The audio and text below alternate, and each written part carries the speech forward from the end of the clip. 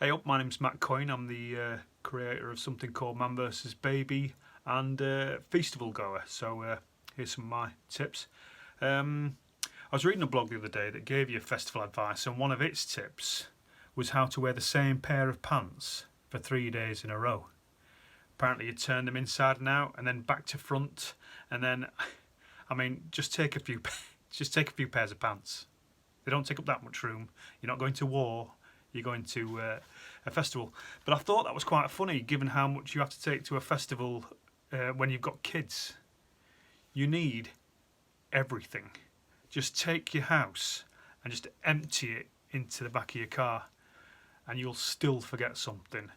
So my first tip would be to get a festival cart. For getting stuff to and from your car, they are an absolute must.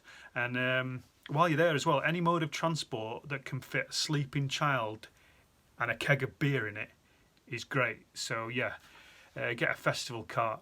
I'd say another recommendation is to pitch your tent away from the toilets. Other parents will tell you to pitch near the toilets so that your kids are within easy distance if they need to go or whatever.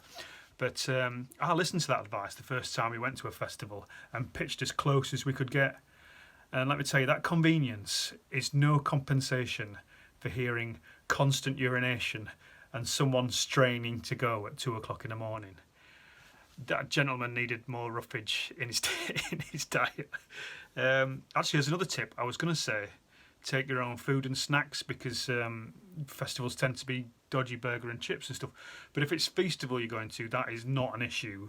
One of the reasons I love Feastival so much is obviously the food is immense. The street food alone is just great. So you can leave the pom bears and cheese strings and all that at home.